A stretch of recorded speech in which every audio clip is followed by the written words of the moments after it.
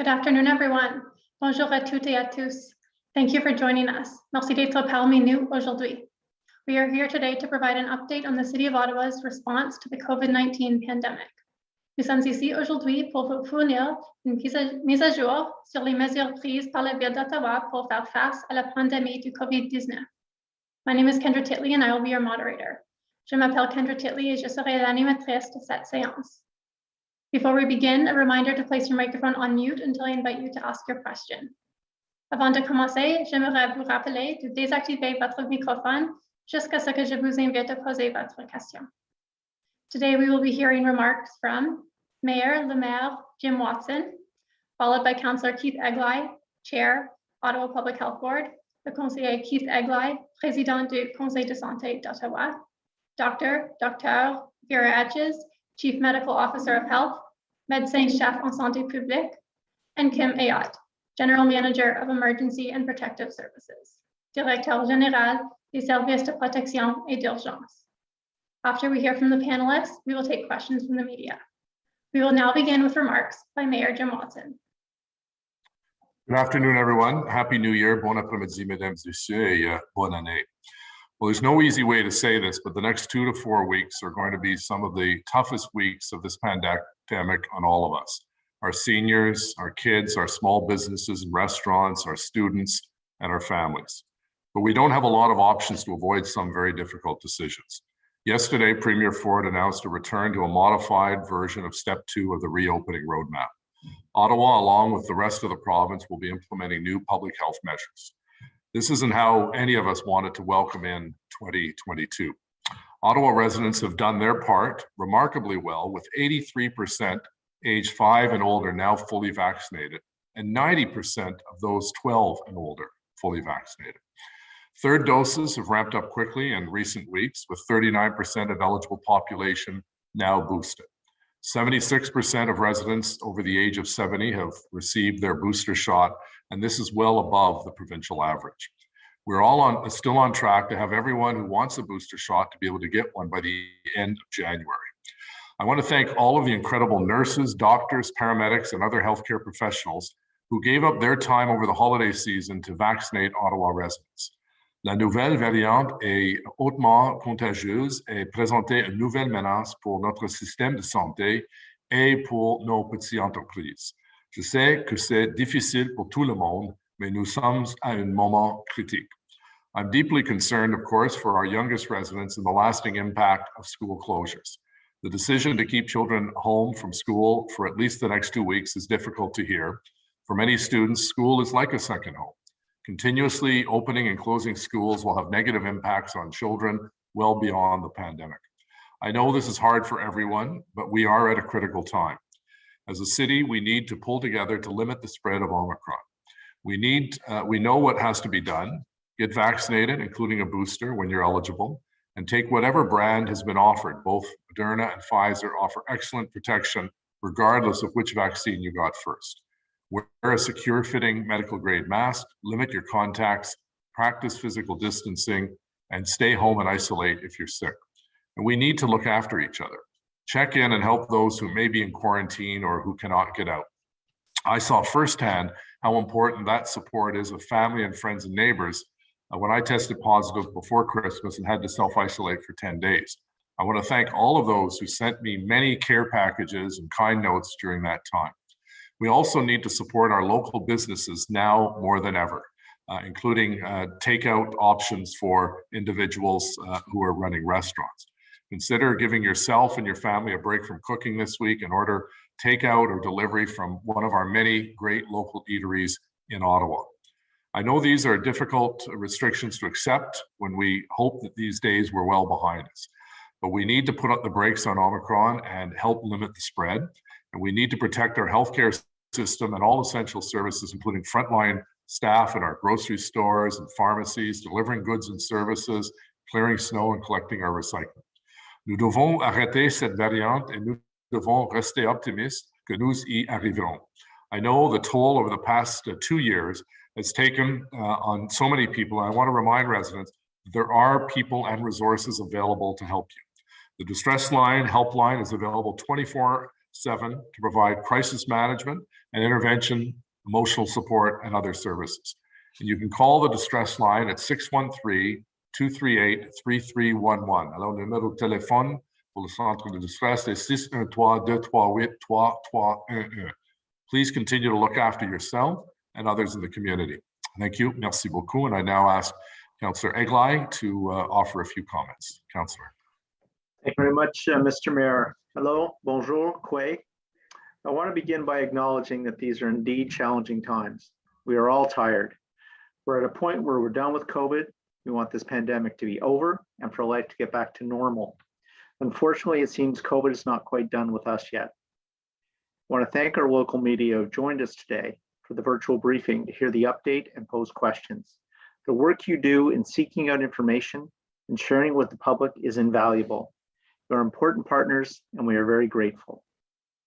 I also want to thank our healthcare partners, the hospital and community health center staff, who are running Ottawa's testing centers and the labs processing those tests. They all have been operating at capacity for many weeks. Everyone is working very hard and they're exhausted. I want to acknowledge them and recognize their efforts. Finally, I want to thank Dr. Etches and the entire OPH team for their efforts over the holidays. Ottawa Public Health has been monitoring the novel coronavirus, now known as COVID-19, since early January 2020. And here we are in January 2022. If anyone wants this pandemic to be over, it's public health workers. Nevertheless, they continue to work tirelessly to collect and analyze data, to keep residents and stakeholders informed, to rally the partners needed to respond to the pandemic, and to support the community as best they can. To the residents of Ottawa who may be watching this live on YouTube or who may watch it later or listen to clips on the evening news or on radio shows, I want to thank you for doing your part to keep informed, for continuing to follow public health guidance, and for getting vaccinated as soon as possible. But mostly, I want to thank you for your patience, your resilience, and your understanding. Throughout the pandemic, our objectives have been and continues to be to protect the health of Ottawa's population by limiting the potential spread of infection in our community while minimizing societal disruption. Decisions made by public health officials and politicians are not made easily.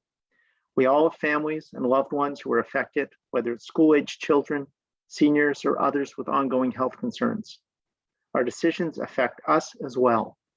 Time, effort, and diligence is in play every time these decisions are made.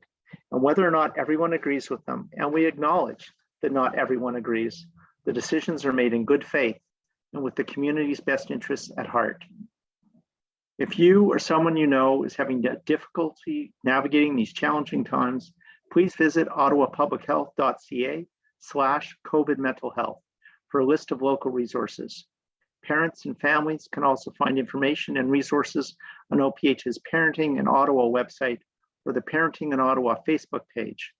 And older adults and their caregivers can find information and resources on OPH's Aging Well in Ottawa website or its Aging Well in Ottawa Facebook page. Now more than ever, I would encourage everyone to take some time for self-care. Take breaks, spend some time outside, do something that gives you happiness. Be kind to yourself and to those around you.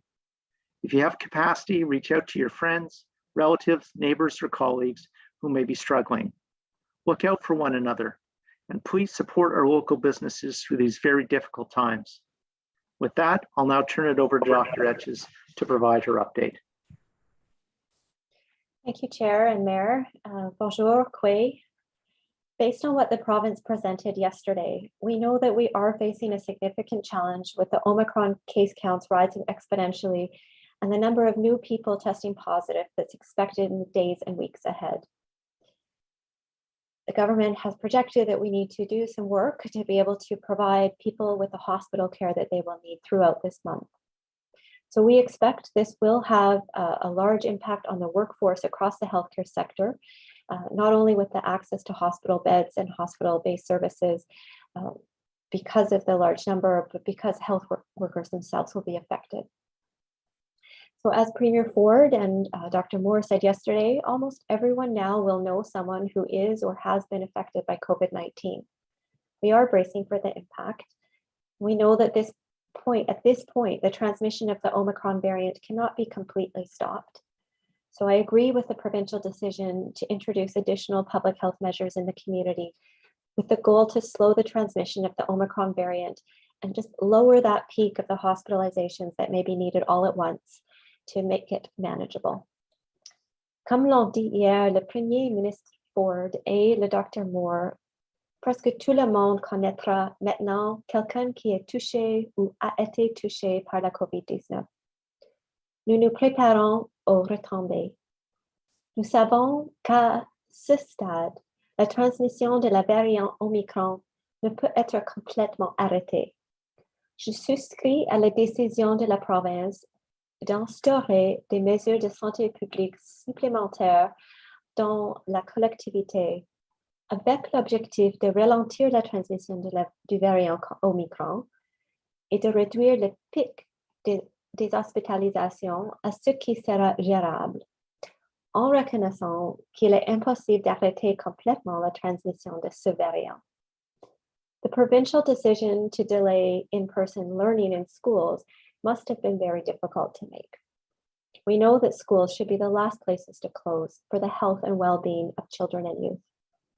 Now that the decision's been made to move to virtual learning for the next couple of weeks, we will work with school boards to ensure that children who may need more support can connect with the resources they and their families may need in the weeks ahead. Nous savons que les écoles devraient être le dernier endroit à fermer pour la santé et le bien-être des enfants et des jeunes. Nous allons collaborer avec les conseils scolaires pour nous assurer que les enfants qui pourraient avoir besoin d'un plus grand soutien puissent communiquer avec les ressources dont ils et leurs familles auront besoin dans les prochaines semaines. We know there will be harms from closing schools. For some children and youth, school is a place of respite where they can access support, food, and safety. Last year, the number of infants presenting with head injuries or multiple fractures more than doubled. And for families who face domestic violence, school is a protective factor. It's a place where they receive essential support. So we've seen from previous lockdowns that parents and caregivers report high levels of stress when schools are closed, when restrictions are in place and their ability to work is affected. Also, during previous periods when schools were closed for in-person learning, we saw more mental health challenges and increased hospitalizations with diagnoses such as depression and anxiety and eating disorders. So children and youth and their families are facing a tough time. It will be a difficult period to get through. It might be a few weeks or to a month. And so right now we need to do everything we can to take care of each other. It is more important than ever to reach out to friends and families and neighbors to offer support and give each other a break from what can be a challenging time. Il est plus important que jamais de communiquer avec des amis, des membres de la famille et des voisins et offrir un soutien en vue de donner les uns et les autres un répit de ce qui sera une période difficile. So I will continue to advocate for schools to reopen as soon as possible for the health of children and youth. And through this period, parents will need extra help with childcare or remote learning. And so we want to weigh the risks of mixing with other children from other households outside of school. We know what's most important to prevent further transmission is to screen for symptoms daily and stay home when you're sick. So don't gather indoors with people outside your household unless it's for that essential support. Nous savons ce qui est le plus important pour prévenir les transmissions ultérieures. Dépistez chaque jour les symptômes. Restez à la maison lorsque vous êtes malade et ne pas avoir de rassemblement avec ceux hors de votre ménage à l'intérieur, sauf que la raison essentielle. And as the mayor and the chair mentioned, there are supports in the community to help you or someone you know. So there is the mental health crisis line, la ligne de crise en santé mentale, 24 heures sur 7, one call, one click for people to access mental health and addictions care. The distress line, many of these things, they're all listed on the Ottawa Public Health website. So unlike a year ago, when we lived through similar public health restrictions, we do have the protection of vaccinations now. And we're continuing to work hard to help older adults get their booster doses. And we're working to prioritize teachers and education workers, childcare workers to get their booster doses too. We also want to give children and youth access to their first doses as soon as possible, and we're preparing for the second doses to start by the end of January. We're entering a new year, and I know we'll take care of each other as we face these challenging times. We are a strong community that supports one another. Nous commençons une nouvelle année, et je sais que nous nous occuperons les uns des autres à mesure que nous gérons ensemble cette période difficile. Nous sommes une forte collectivité qui soutient les uns et les autres. Merci. Thank you, Miigwech. Thank you, Dr. Etches. We will now hear remarks from Kim Ayotte. Thank you. Good afternoon, everyone. Bonjour à tous. As you've heard, the Omicron variant is demanding new measures in Ottawa to slow its rapid transition. The city continues to focus on maintaining a safe environment for our staff and for the public as we adapt to these changing measures and conditions. Following the new provincial restrictions, which take effect at 12:01 a.m. tonight, all indoor city recreational and cultural facilities will close. This includes all reserved recreational activities, such as pool use, indoor ice rinks, fitness programs. Outdoor recreational facilities will continue with the capacity limits announced last week, a maximum of 25 people in most places, or fewer in order to maintain the 2-meter physical distance. Capacity limits to reflect 2-meter distance requirements are also posted at these rinks. The city will continue to operate respite centers, vaccine clinics, municipal childcare services, and inclusive recreational programs. These measures are in place for at least 21 days until January 26.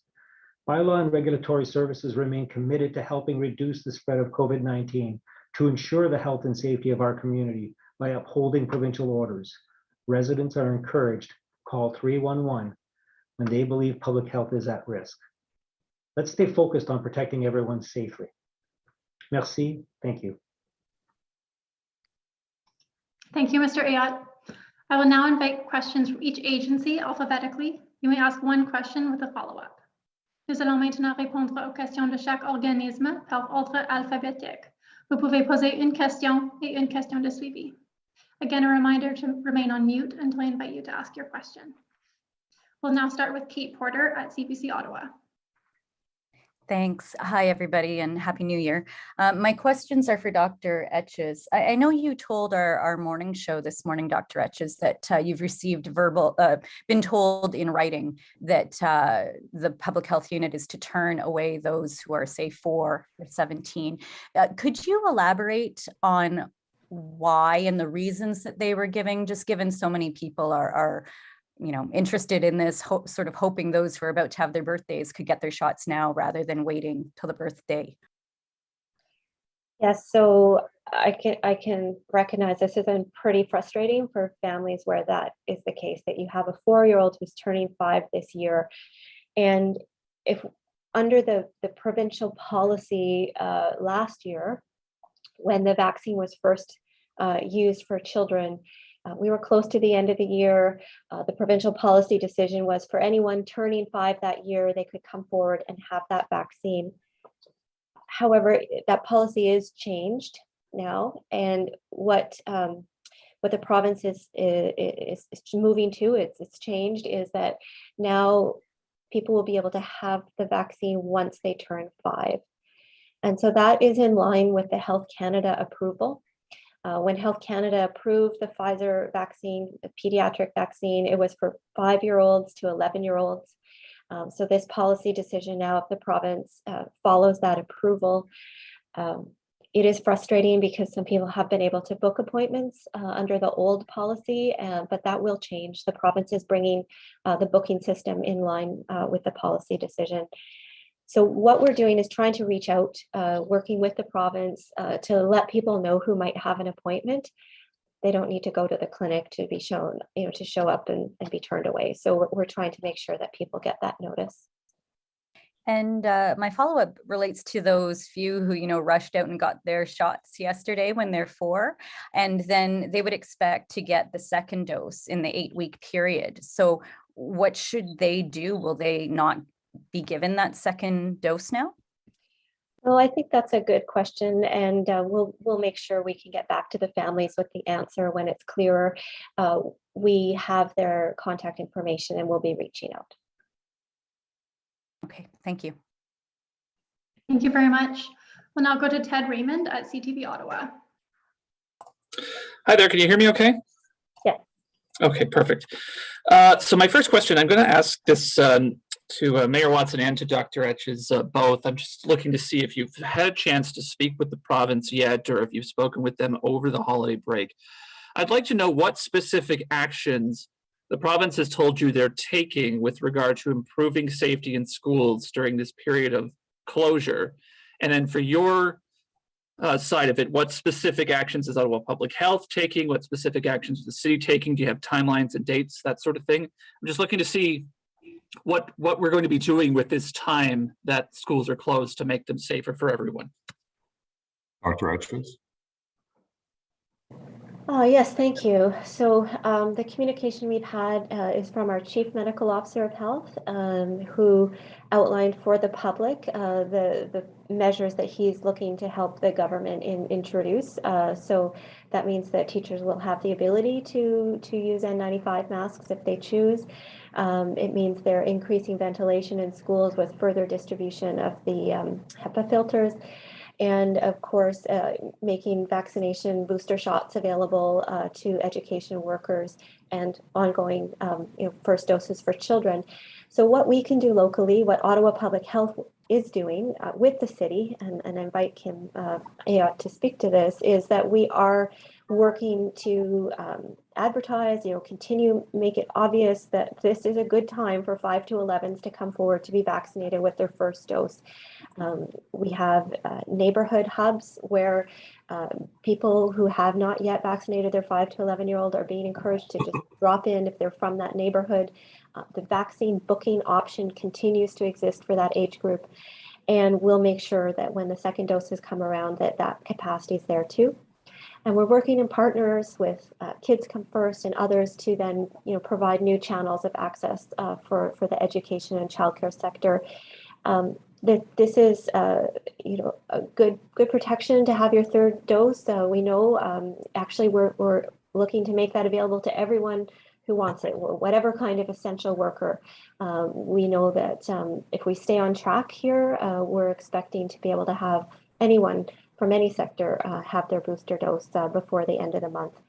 So, I think the things we know about school, is that it is a controlled environment where typically we've seen more transmission for children, encountering COVID in their homes, in the social settings that they're in outside of school, than we've seen transmission in school. And so, we think they can open as soon as possible. And we know also that these other ways that schools support well-being are really important to have back in place as soon as possible. Well, Kim, did you want to add anything to that? No, I think it was well said. We're obviously continuing to advertise and trying to vaccinate our 5 to 11-year-olds as a priority group, as well as those over 60 and many others in our vulnerable communities as well. So we have many different programs out there. So continue to go to the Ottawa Public Health website to get that information and to book your vaccines. Yeah, just on who I've had contact with, my last contact with the minister was about a week ago, and it was with the finance minister, where we discussed, among other things, support for workers of those who may be affected by another lockdown and support for small businesses. I didn't address schools with that minister at that time. Thank you. Okay, thank you very much. My follow-up question then is again to Dr. Etches, just regarding daycare. Parents are concerned about some of them sending their children to daycare because of lack of access to testing, lack of access to rapid testing as well. And with schools being online, are you confident daycares are safe? Should they have more access to rapid testing? Can you get them more access to rapid testing, especially for kids who aren't old enough to be vaccinated? I'm going to just start by going back again to this idea that we're in a different type of pandemic now, that Omicron has really changed how we approach this, where We're no longer looking to find, every person who's positive with the test and count and contain. We need to assume, because of the amount out there and the limits on our testing system, that if somebody has symptoms, it could be Omicron. And the best way to control transmission is for people to stay home with their household when they're sick. So for childcare, right now, they're not in the provincial list of priorities for testing. And so the limited supply of rapid antigen tests that we have is not there to be distributed to childcare settings. So I would encourage people to monitor for symptoms daily, to stay home if they're sick. That will protect against further onward transmission of the virus. Thank you very much. Next, we have Craig Lord at Global News. Hi there. Dr. Etches, you've said time and time again, excuse me, in the pandemic that school should be the last thing to close, but we're seeing indoor dining and recreational settings restricted at the same time as schools. I'm wondering, would you have liked to see the timing on that go differently? Maybe start with those public settings outside of schools and then in 2 weeks move on if there wasn't any change? Or how do you feel about how the province laid out these restrictions and the timing of how they came into effect? I do think that community-based restrictions are appropriate given what the province is seeing in the projections, to be able to manage what's coming to the hospitals. I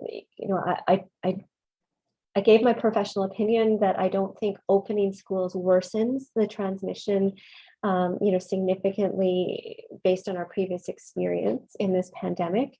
But I know this was a very hard decision to make. There are lots of factors, even operational factors, the availability of teachers that came into this.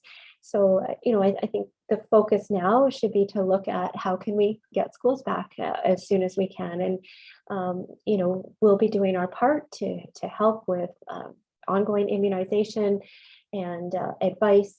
And we'll continue that dialogue so that hopefully we can be ready on January 17th.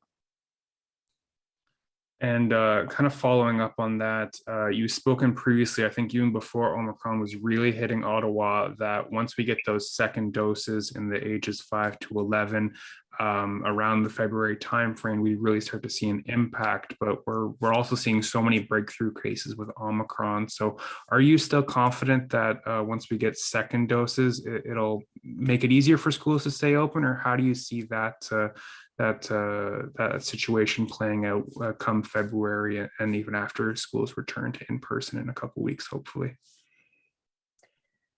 Yes, this is a hard one to answer because we just don't have that much experience with Omicron yet. What we've seen in other countries is that there's been a rapid increase, and then in South Africa, where it first occurred, it also a rapid decrease. So we can be hopeful that as Omicron comes through, it won't last as long, but we don't know for sure. We need to compare to other countries that are more like our country. We know that vaccination is protecting people from severe outcomes related to the Omicron infection. So vaccination is absolutely worth it. The 2 doses, good against hospitalization and severe illness, but the booster dose makes a difference as well, adds even stronger protection. So for children, again, it's new in terms of measuring this. It's harder to know because it's so rare that children are hospitalized to begin with. But we would expect vaccination would prepare the body to fight off the variant. And so all of that said, we also are seeing that it's not stopping infections and it's not stopping transmission from people who are vaccinated. And so that is continuing while we see less severe illness. So with children having 2 booster doses, I'm going to continue to recommend that we have that protection from vaccines. And I think we should end up after this wave. We're hearing we expect the peak to come near the end of January. We should end up in a place with more immunity across the board, being able to get back to the things that we need. Thank you. Thank you, Dr. Etches and Craig. Nous allons maintenant à Julien Paquette à la 3. Bonjour. Pour clarifier, vous avez précisé plutôt être soutenir Dr. Etches, la question pour vous. Vous avez précisé soutenir les mesures qui ont été annoncées par la province hier. Vous aviez évidemment quelques jours plus tôt aussi indiqué que votre préférence aurait été de garder les écoles ouvertes. Est-ce que dans les mesures qui ont été annoncées hier, il y a d'autres fermetures, un peu comme les écoles que vous pensez qui n'auraient peut-être pas été nécessaires dans le fond? Est-ce qu'il y a des choses que vous auriez fait différemment un peu? C'est sérieux quand il y a des gens qui ont besoin d'oxygène ou un lit dans un hôpital et ce n'est pas là pour eux. On a besoin d'éviter ça. Et les données de la province indiquent que c'est une situation qu'on peut avoir cette mois, sinon, s'il n'y a pas les mesures comme ça. Alors, je n'ai pas difficulté avec, c'est difficile d'avoir les mesures comme ça, mais je suis en accord que c'est important de limiter les contacts entre les gens à l'intérieur. Alors, je soutiens les mesures parce qu'ils sont pour attaquer le nombre de personnes à l'intérieur sans masque, en contact étroit. C'est où le COVID est transmissible. Et avec Omicron, c'est difficile de ralentir cette variante. Alors, on va continuer d'évaluer l'impact des mesures. On va continuer de modifier l'approche si on peut, si les chiffres dans les hôpitaux ne sont pas trop hauts. C'est certain, tout le monde a besoin de mesures plus légères si c'est possible. Parfait. Merci. Et puis, pour ce qui est j'aimerais parler un peu de dépistage. Je comprends que, évidemment, dans les dernières semaines, on a eu un peu de difficulté à offrir des tests à tous ceux qui en auraient besoin. Comment arrivez-vous un peu à garder un regard étroit sur la situation, garder un bon portrait de la situation actuelle malgré, là, on voit à quel point, dans le fond, aussi, sont fiables les chiffres qu'on a, là. On avait presque 1000 cas annoncés hier, par exemple. Comment on obtient ces chiffres-là avec la situation actuelle? Oui, c'est clair, quand on regarde notre site web maintenant, le nombre de dépistages positifs, ce n'est pas un bon indicateur concernant le niveau de COVID dans notre communauté, parce que les dépistages sont limités aux gens qui travaillent dans les hôpitaux, les centres de soins de longue durée, par exemple. C'est limité, mais nous avons deux autres mesures vraiment fortes qui continuent. Le haut usé, c'est là où on peut voir l'impact de Omicron, le variant Omicron. C'est presque 100% de la COVID-19 dans le haut usé maintenant et aussi ça augmente. Alors, quand ça change, quand ça tourne, c'est possible d'avoir plus d'espoir que la vague aussi dans la communauté, la quantité de COVID-19 dans la communauté diminue encore. Et aussi, nous avons les hospitalisations et les gens dans le centre de soins intensifs. Pour Santé publique, Ottawa, les chiffres des hospitalisations sur notre site web, ils sont juste les gens dans les hôpitaux aux causes de COVID-19 ou qui ont besoin de traitement pour la COVID-19. Alors, ça aussi, c'est bon quand on peut voir une diminution dans cette chiffre. Ça prend un peu plus de temps après le pic de cas parce que c'est après une semaine ou deux où on peut voir les hospitalisations augmenter. Mais ils sont des bons indicateurs. Merci. Merci beaucoup.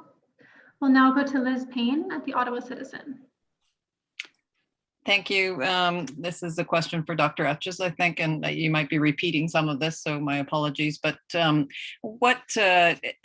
do you have a sense of what our real case count looks like right now versus what we are testing for, and how the hospitalizations under Omicron right now are comparing to, say, the Delta wave? Can you give us that? Right, so the number of people who test positive is not a good indication of the amount of COVID in the community, because it's restricted to certain populations now, the hospital workers, the long-term care home workers, for example. So following that curve isn't going to help us. There's a couple of ways we can estimate, the number of people. We could follow the curve that was going almost straight up, exponential growth. The modeling that predicts really where are we now, and it is thousands and thousands. Others have suggested, well, maybe we're picking up 1/3 of the people testing positive, 1/10. It's clear it's a lot of COVID that's out there. So the hospitalizations, again, people are able to estimate what's the percentage of all the people testing positive that end up in hospital, and a conservative estimate the province is using with 1%. So you could extrapolate, but to me, we're not seeing that yet, that level in Ottawa. Our hospitalizations are about 26 today. So I think we'll follow that curve of the hospitalizations to understand if the amount of COVID is continuing to grow. We'd see the hospitalizations growing, and then when it falls, we could have some confidence that also the amount of COVID in our community is decreasing. I'm not sure if that answered all of your questions there. Yeah, I mean, I guess, okay, I will do a follow. I did want to know if you had sort of some modeling telling you where we're going, but. I don't have a number for Ottawa from modeling, but the science table, had put out some modeling. I think we're hoping to have an update on that, but I don't have anything specific to Ottawa right now. Okay. What I know is that it will help. The speed of growth should slow with people limiting their contacts. So we would expect that exponential growth would start to slow now that people are limiting the number of people they're meeting up with indoors without masks. Okay. Can I ask a follow unrelated to that, which is, I think, maybe for the mayor? I'm wondering if we are saying, I know Toronto has had to close some services because of staffing shortages across the board. Is there anything, how is the city being affected by people who are off with COVID right now and unable to provide either essential or other services? Yeah, the latest briefing I received, Liz, is that we still have our services fully staffed. There may be occasional people calling in sick or having to go into self-isolation from time to time. For instance, we'll see bus drivers that have been tested positive, and they're off obviously for that 10-day period. But I'll ask him to follow up. But to the best of my knowledge at this point, we're still providing all of the services. Obviously, those services that are affected by the lockdown, recreation programs, many of those individuals will be reassigned to help with some of the vaccination clinics and testing sites and so on, as they've been doing for the last year and a half. Kim? Thank you, Mr. Mayor. Yes, I can confirm that our services are still very, very active, and we haven't dropped in our level of service. And I know that some people have asked, how's that possible? Well, we're filling the spots in with overtime, and some people have canceled their vacation. So, when you consider all of those different types of mitigation factors, you can quickly see that we can still provide service. However, Omicron is spreading very quickly. So, we keep our fingers crossed, and we ask those who are sick to stay home, and hopefully those additional, physical distancing measures, et cetera, will help as well. And hopefully we'll all get through this soon enough. Thank you. Okay, sorry, I just wanted to make sure I had something correct that Mayor Watson said. You said 10 days. It is a 5-day now, or is that different in Ottawa? No, that's right, because I went through 10 days, so okay. But it's 5 days, you're correct. It is 5 days. Thank you. Thank you, Liz. Next, we have Jackie Miller at the Ottawa Sun. Hi, thank you. This is for Dr. Etches. I'm just wondering if you could clarify or be a bit more specific. You said that the city would try to prioritize booster shots for education and childcare workers. And I'm wondering how you will do that. Can they move up their appointments, or will there be special clinics for them? Because you also said that anyone could get a booster by the end of January. And I'm just wondering if for this group, they'll be able to get their booster sooner. It's a little early for me and Kim to announce the specific plan because it's still in the work with partners. But we are looking to have a new point of access in partnership with Kids Come First that would be hopefully stood up this week.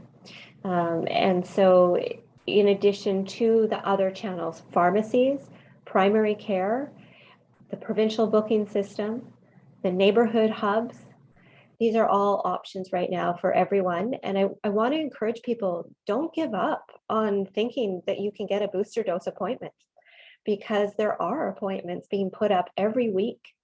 And we do have a plan to have enough capacity for everyone who wants a booster shot within the next few weeks. So please don't think that you'll be left behind. There's going to be a spot for you within weeks. So when we have more details, we'll be able to confirm that. Thank you. I was also wondering if you could tell us what, if any, contact tracing and reporting of COVID cases at schools will be done by OPH. The province has said that it won't report COVID cases in schools, and for the most part, close contacts will just be able to stay in class, won't have to go home and isolate. So will OPH track and report cases of COVID in schools to parents and the community in some way? So I don't have the confirmed new guidance for how we'll work in schools. It's still to come. But what I can sort of speak to is if you take an extrapolation of the way testing and contact tracing has changed for the general public, it's in this environment where we don't have enough PCR testing, we don't have enough rapid antigen tests to test everybody with symptoms. So we have to assume it's Omicron and stay home for those 5 days. But we're not asking everyone's high-risk contact to stay home for 5 days. It's people who you live with. That's the group that needs to stay home. And so those high-risk contacts, what we're asking them to do is to monitor for symptoms, to self-monitor for 10 days. So within schools, you could imagine a similar approach where if somebody's sick, we ask them to stay home. Everyone needs to monitor for symptoms. What we'll be doing if we don't have information from testing is we'll be looking at absenteeism. So what's happening in schools, how many people are homesick. We'll be investigating if it looks like there's something that's challenging a school environment. But I don't have more detail at this point. Thank you. Thank you very much. Nous allons maintenant à Frédéric Pépin à Radio-Canada. Oui, bonjour. La question est pour Monsieur le maire Watson, pour commencer. Bonjour, Monsieur le maire. Alors, je me demandais, Monsieur Watson, on voit du côté du Québec qu'il y a que les frontières demeurent ouvertes. Alors ça, de ce côté-là, vous devez être content. Vous étiez farouchement opposé à ça, mais je vous demande aujourd'hui, est-ce que vous pensez qu'un confinement, le couvre-feu, comme on voit au Québec, est-ce que c'est quelque chose qu'on devrait amener à Ottawa pour une protection supplémentaire? Alors, expliquez qu'est-ce que c'est le couvre-feu. Le couvre-feu, c'est que les gens au Québec, partout au Québec, doivent rester à la maison entre 22 heures le soir et 5 heures du matin. C'est un strict couvre-feu. Les gens n'ont pas le droit de sortir, sauf évidemment pour les raisons de travail là, ou des raisons exceptionnelles. Oui, j'ai vu ça dans les nouvelles, certainement à la Ville de Montréal aussi. Oui. Ben, ça, c'est vraiment une décision pour la province. À ce moment, je ne pense pas que ça, c'est nécessaire. Mon avis pour toute la population est rester dans votre ville. Ce n'est pas le temps pour faire des voyages à Gatineau ou à Ottawa ou vice-versa. C'est le temps de rester chez vous pour les prochaines quelques semaines. Alors, si ça, c'est nécessaire d'arriver à Ottawa parce que tu travailles comme une infirmière ou tu travailles dans un hôpital ou tu travailles dans le gouvernement fédéral, alors ça, c'est une bonne raison de faire un voyage entre les deux municipalités, mais seulement pour faire le shopping ou des choses comme ça, ce n'est pas une priorité pour nous et la population en ce moment. Merci. Ma deuxième question serait pour vous, Dr. Etches. Vous l'avez un peu évoqué en anglais avec nos collègues, là, mais pouvez-vous me dire, pour ce qui est des hospitalisations, hier, Doug Ford parlait de 1% de tous les cas de COVID. 1%, c'est des hospitalisations. Est-ce que c'est ce qu'on voit présentement à Ottawa? Alors, juste peut-être me donner une comparaison et dites-moi aussi du côté des hôpitaux en ce moment, comment ça va, là? Est-ce qu'on est capable d'accueillir tout le monde et est-ce qu'on approche une situation critique ou non? Ah, c'est difficile parce qu'on ne peut pas voir l'avenir. Et c'est important de considérer l'avenir parce que les hospitalisations suivent les personnes qui ont un dépistage positif ou qui ont des symptômes qui sont affectés par la COVID-19. À ce moment, on a plus de 10 000 personnes à Ottawa avec COVID-19, c'est certain, parce que c'est 9 000 confirmés par un dépistage. Et on dit que c'est peut-être 3 fois, 10 fois plus non confirmés. Alors, on n'a pas cette 1% dans les hôpitaux. On a 26 personnes dans les hôpitaux maintenant à Ottawa. Mais c'est une augmentation qu'on voit maintenant. Les hospitalisations ont doublé dans les semaines passées, 2 semaines passées. Alors, je pense que les mesures vont faire la différence pour les hôpitaux d'avoir la capacité de gérer la situation dans quelques semaines. Quand ils arrêtent avec les procédures, les surgeries non urgentes, ça crée capacité dans le système. Aussi, c'est intéressant avec cette variante Omicron, c'est pas la même quantité de personnes dans les hôpitaux, dans les soins intensifs. Alors, nous avons 4 personnes maintenant d'Ottawa qui ont besoin de soins intensifs. Alors, on va continuer de suivre les chiffres, mais c'est clair, l'augmentation peut arriver parce que la quantité de COVID-19 dans la communauté est vraiment haute. Merci, Dr. Etches. Next, we have Pat Ugioni at Your Community Voice. Yes, I'm not sure if my question would be for Kimia or Dr. Etches, but earlier in the pandemic, paramedic units went into the long-term care centers and retirement homes to make sure everybody got their doses. Is that happening now for the booster shots? I could answer that. The paramedic service continues to help as much as they can. Again, we're always trying to manage our day-to-day operational requirements. And then we put out a call for those who are interested in helping out in their time off to come in and assist. And we do have an uptake on that. So it's not necessarily just for the long-term care homes, but for facilities across the city whenever we can. So the paramedic service has been certainly been used and it continue to be used for that purpose. And Dr. Etches, what can a family member of someone living in one of these residences do to assure that their family member does get a booster shot? Well, I want to reassure people that long-term care homes and retirement homes are the top of our priority list for vaccination now.